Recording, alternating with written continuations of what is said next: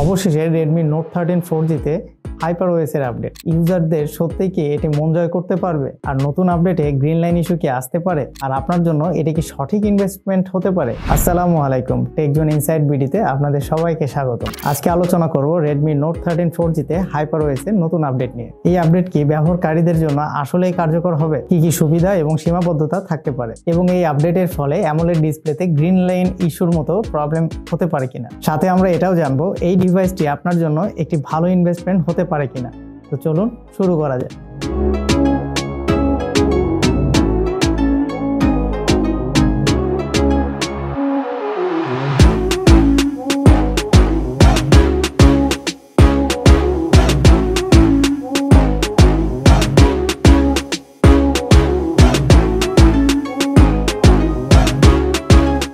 HyperOS একটি নতুন operating system যা MIUI এর তুলনায় অনেক হালকা এবং দ্রুত কাজ করতে সক্ষম। এতে ব্যবহারকারীরা অনেকটা স্মুথ এবং ল্যাগ ফ্রি পারফরমেন্স আশা করতে পারে। HyperOS এর ইন্টারফেসটি অনেক সহজ এবং ক্লিন, যা ডিভাইসের স্টোরেজ এবং ব্যাটারির উপর অতিরিক্ত চাপ ফেলে না। যারা ফোনের পারফরমেন্স নিয়ে খুব চিন্তিত তাদের জন্য এই আপডেটটি অনেক বেশি উপকার হতে পারে।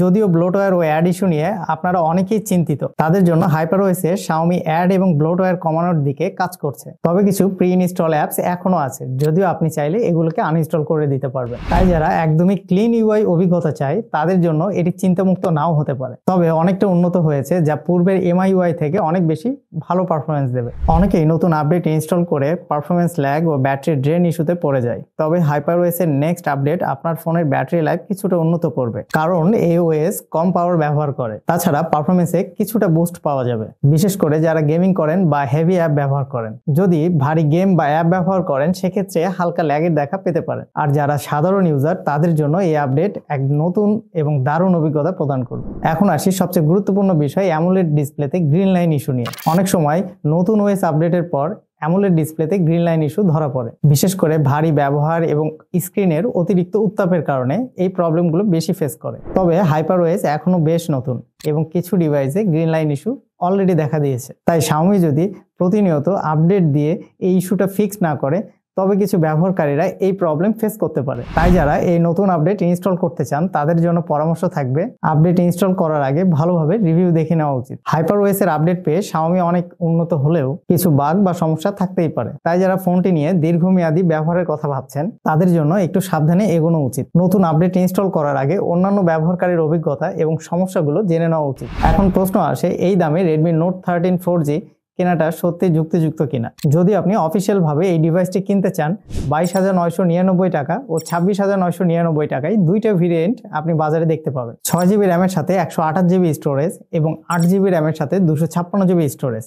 যদিও দামটা একটু বেশি মনে হতে পারে, বিশেষ করে আনঅফিসিয়াল বাজারে 20,000 টাকায় 8GB র্যাম 256GB স্টোরেজে পাওয়া যাচ্ছে। তবে অফিসিয়াল কেনার ক্ষেত্রে আপনি অফিসিয়াল ওয়ারেন্টি এবং অন্যান্য সুবিধা পেতে পারেন, যা আনঅফিসিয়াল কেনার ক্ষেত্রে পাওয়া যাবে না। তাই যদি বাজেট কিছুটা বাড়িয়ে অফিসিয়াল ডিভাইস কেনা যেতে পারে সেক্ষেত্রে আপনার জন্য বেশি সুইটেবল হবে।